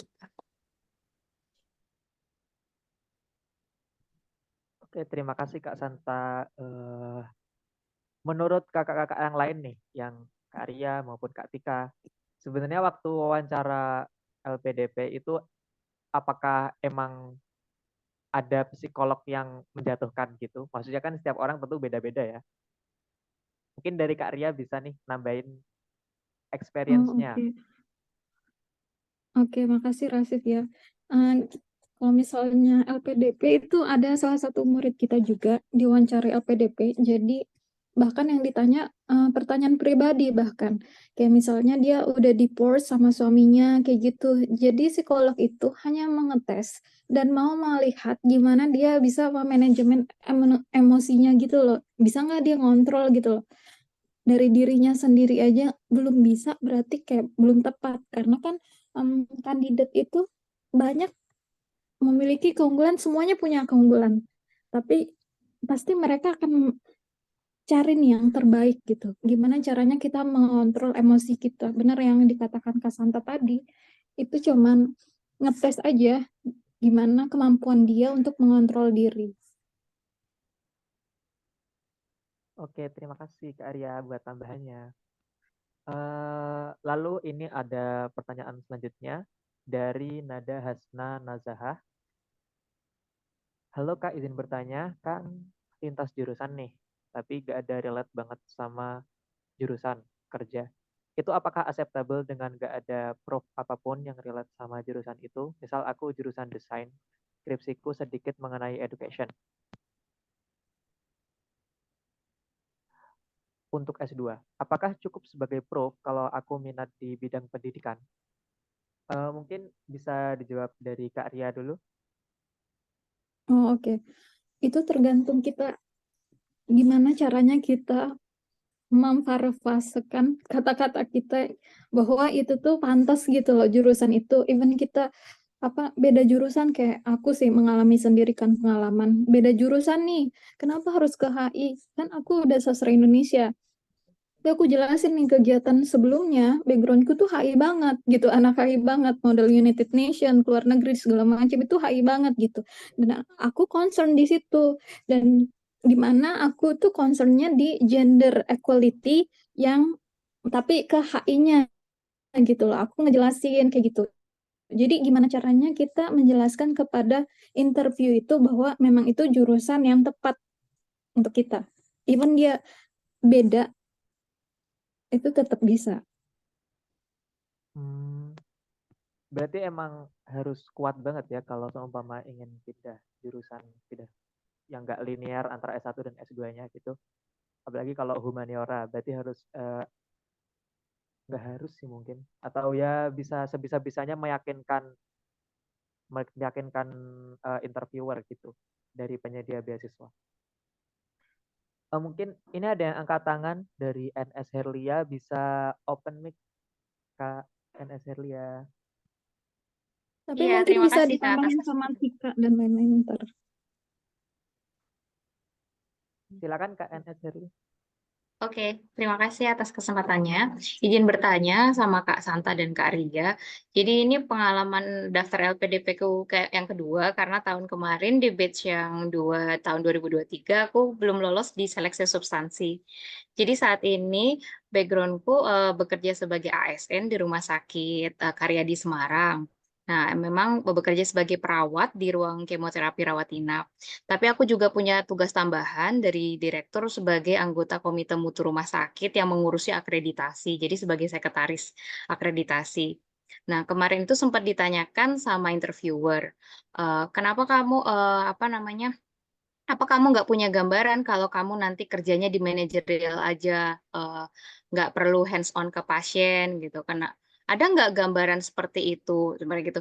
Kalau pertanyaan seperti itu baiknya jawabnya seperti apa ya Kak? Karena kemarin saya jawabnya akhirnya untuk saat ini saya memang concernnya sebagai fungsional yang hands on langsung ke pasien. Jadi rencana saya lanjut ke Universitas Manchester ngambil spesialis practice cancer itu karena mau dapat ilmu lebih dan keterampilan lebih untuk hands on ke pasien kanker gitu. Kalau misalnya ke depannya mungkin nanti ada tawaran di manajerial ya belum saya pikirkan.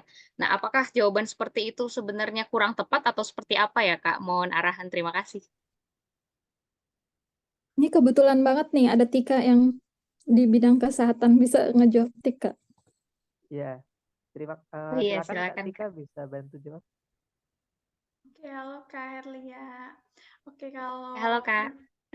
menurut aku sih itu sebenarnya sudah cukup bagus, tapi mungkin yang mau dilihat di sini untuk S2-nya Kakak berarti ngambilnya tetap keperawatan bagian kemo. Iya, jadi ada Magister of Science Specialist Practice Cancer, aim for nurses working in oncology ward gitu di Manchester University, Kak. Oke, saran sedikit dari aku.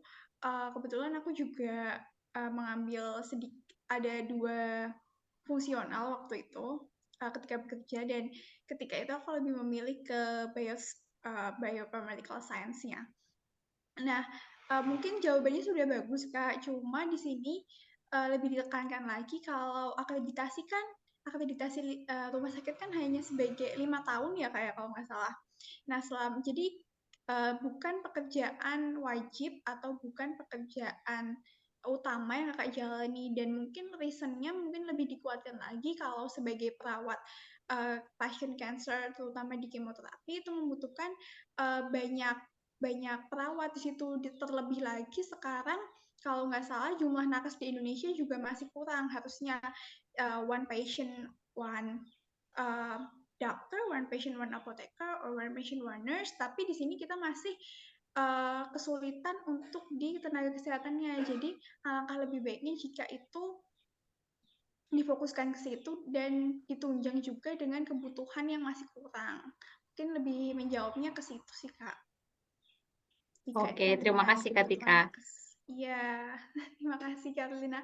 Sudah cukup menjawab belum ya, Kak? Kalau belum, tanya lagi. Iya, sudah cukup. Mungkin nanti perlu latihan pas mockup lagi aja sih kalau misalnya pertanyaan kayak gitu muncul juga. Jadi aku sampai sempat mikir gini, apa di CV pengalaman organisasiku nggak usah aku tulis aja ya sebagai anggota komite mutu. Tapi aku pikir itu menjual juga karena aku learn many organization skills gitu, lingkup rumah sakit yang besar gitu. Gitu sih. Terima kasih, Kak. Ya, sama-sama Carlia. Oke, terima kasih Kak Tika. Aku ada semacam ini sih, pertanyaan ngelanjutin tadi dari Kak Herlia buat Kak Tika. Jadi sebenarnya kalau kita milih jurusan S2 itu juga mempertimbangkan fungsionalisme gitu nggak sih Kak? Aku waktu itu karena targeted PNS, Kak Rashif. Jadi Oh, relate banget gitu. oke, terima kasih Kak Herlia.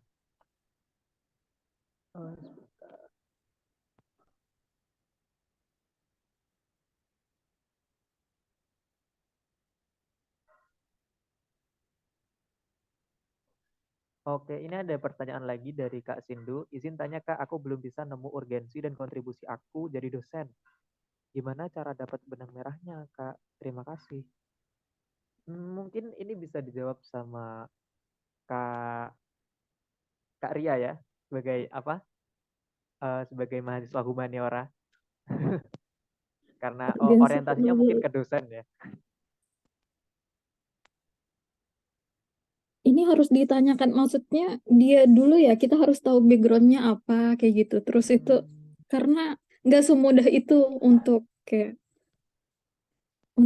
mengungkapkan kelebihan atau misalnya even itu kekurangan juga itu bisa kita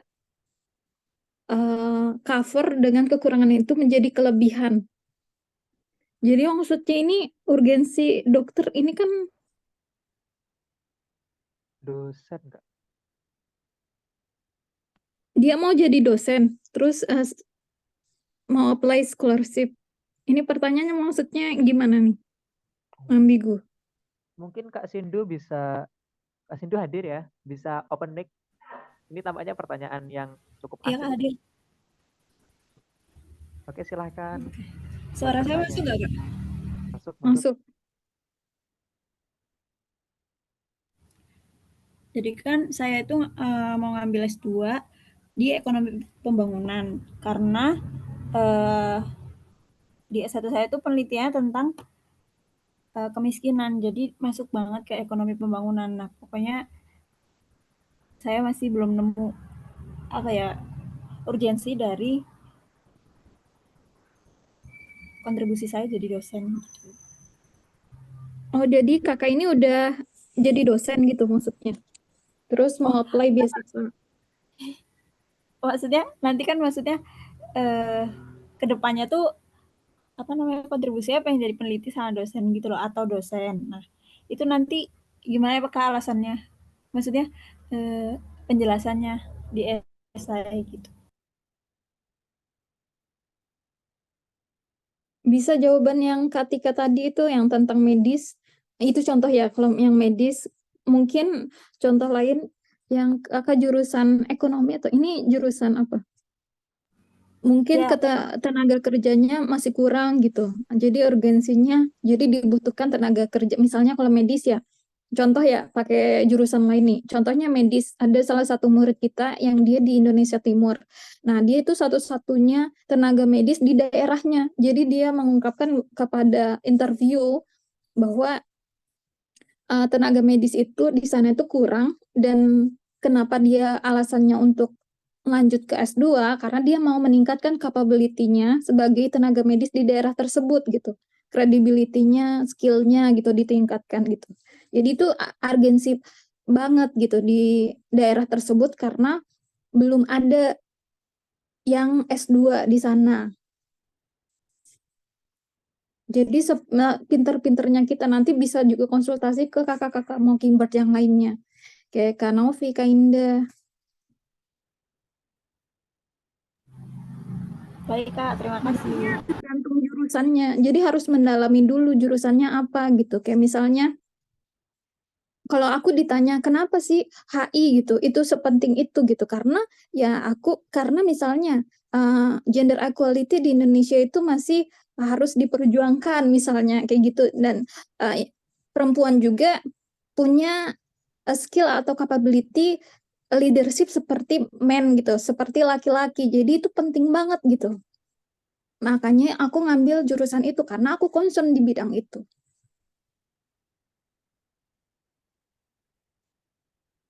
Sebenarnya jawaban ini itu tuh yang bisa ngejawab itu kakaknya sendiri. Karena itu jurusan kakak gitu.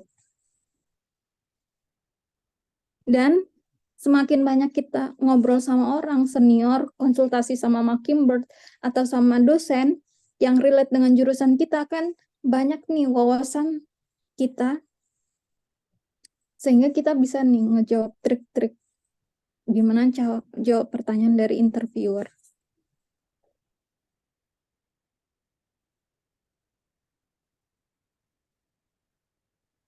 Oke, terima kasih Kak Ria. Kak Sindu masih ada yang mau ditanyakan kah?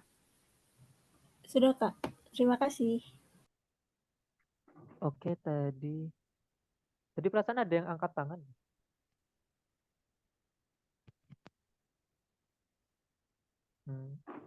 Oke, kalau begitu kita lanjut ke, mungkin ini buat pertanyaan terakhir ya.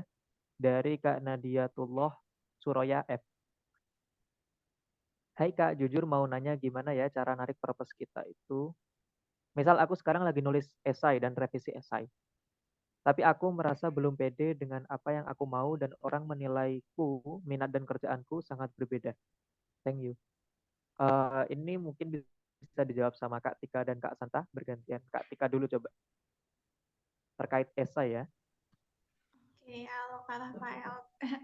Makasih banyak Kak Mas Rashif buat pertanyaannya, kesempatannya juga. So, aku mau jawab sini mau nanya gimana naikin purpose. Itu balik ke refleksi diri sih sebenarnya apa yang Kak Tia tadi bilang. Nah, kalaupun ada perbedaan ada dari minat maupun kerjaan, itu saran aku ambil benang merahnya yang bisa kita ambil dari setiap kegiatan setiap kegiatan yang kita lakuin. Mungkin ada di salah satu esai aku dulu juga, di esai LPDP, dulu aku sempat ikut penelitian yang bukan bidang aku biasa di daerah sains, mainnya di daerah sains, tapi aku ambil di daerah klinis waktu itu tentang pasien diabetes dan bekerja di rumah sakit. Nah, dari situ aku ambil benang merahnya kalau bekerja walaupun pekerjaan itu beda dan nggak nyambung sama farmasi sains, tapi di situ aku bisa belajar tentang kayak manajerial, terus aku juga bisa belajar tentang komunikasi dan aku juga bisa belajar banyak hal tentang keadaan di rumah sakit kayak gitu. Jadi mungkin nggak harus setiap apa yang kita lakuin itu menghasilkan sebuah prestasi, mungkin juga ada beberapa yang gagal ataupun berbalik ya, berlawanan arah sama yang kita lakuin gitu, tapi kita bisa tetap ambil pelajaran dari situ gitu. Jadi nggak cuma tentang hard skill aja, tentang sebuah nilai, tapi kita juga bisa ambil soft skill-nya, pelajaran apa yang kita dapat dari situ. Tuh. Terima kasih Kak Rashif. Oke, terima kasih Kak Tika. Kalau dari Kak Santa gimana nih? Terima kasih Mas Rashif. Sebenarnya udah dijawab sama Kak Tika. Itu memang harus diambil benang merahnya. Jadi gimana caranya kita bisa ngambil satu cerita yang bisa menghubungin keduanya. Kayak misalnya waktu itu aku bisa ngambil hal kecil yang notabene-nya aku kerja di area penjualan, tapi produknya baterai dan aku hubungin ke metalurgi. Dari situ aku kembangin jadi sebuah cerita yang aku angkat di esaiku sama di pas aku di proses wawancara. Sebenarnya kan itu kayak beda banget kan, sebenarnya beda banget sama enggak kayak sangat-sangat nggak relate, tapi dari sangat kecil itu aku kembangin gitu loh. Dan aku tekankan apa urgensinya, kenapa aku milih itu gitu loh. Jadi memang hal yang sangat penting itu kita harus dapat satu benang merahnya atau satu cerita yang mau kita angkat dan kita kembangkan. Kalau dari aku sih itu sih Kak. Oke, terima kasih Kak Santa dan Kak Tika. Jadi mengenai esai tadi ya, emang harus banget kita bisa menyimpulkan benang merahnya di antara kegiatan-kegiatan kita dan pengalaman-pengalaman kita, jikalau akhirnya harus sesuatu yang nggak linear antara kerjaan maupun purpose kita. Mungkin dari teman-teman ada yang ingin bertanya lagi? Karena waktu masih 9 menit. Kalau tidak ada, mungkin bisa saya kembalikan ke Kak Nindi. Tidak ada ya? Oke. Saya kembalikan ke Kak Nindi. Oke, baik. Terima kasih Kak Rashif. Sehat selalu di sana. Mungkin itu tadi dari beberapa rincian materi dari teman-teman LPDP World dan juga Karyam, yaitu dari Kak Santa, Kak Tika, dan Karya. Saya ucapkan terima kasih sekali lagi untuk Kak Rashif telah menjadi moderator pada sore hari ini yang di sana pagi hari ini ya, Kak Rashif. Oke, teman-teman, mungkin saya lupa bahwa ada giveaway dari kita, diskon 20% proofreading untuk teman-teman yang mana menjadi salah satu orang yang aktif dan juga postingan terbaik entah di story maupun di postingan, dan juga ada satu e-wallet dari GoPay untuk teman-teman, nanti akan bagikan langsung di grup teman-teman nanti oleh salah satu tim dari Mockingbird. Mungkin itu saja dari kita, dan jangan lupa Jika teman-teman membutuhkan proofreading, Mockingbird memiliki produk yaitu proofreading seperti yang dikatakan Jessica, kita juga memiliki produk yaitu coaching, yang mana nanti kalau teman-teman ingin sudah lanjut nih, udah mendapatkan LOA ataupun udah mendapatkan lanjut ke sampai wawancara, Mockingbird bisa coaching atau mendampingin kalian sampai kalian bisa menjadi awardee LPDP. Seperti itu teman-teman. Mungkin itu saja, saya perwakilan dari Mockingbird Consultant mengucapkan terima kasih dan juga mohon maaf apabila ada kurang lebihnya. Saya ucapkan sekali lagi untuk narasumber dan teman-teman semua pada sore hari ini. Saya Nidul Laika, see you di lain kesempatan. Bye-bye. Terima kasih, Kak. Terima kasih. Terima kasih semuanya, Kak Santa, Kak Tika, Kak Ria, Terima kakak-kakak kasih, Rasi. Mockingbird. Terima kasih. Kak, Terima kasih Kak Rashid. teman-teman semuanya.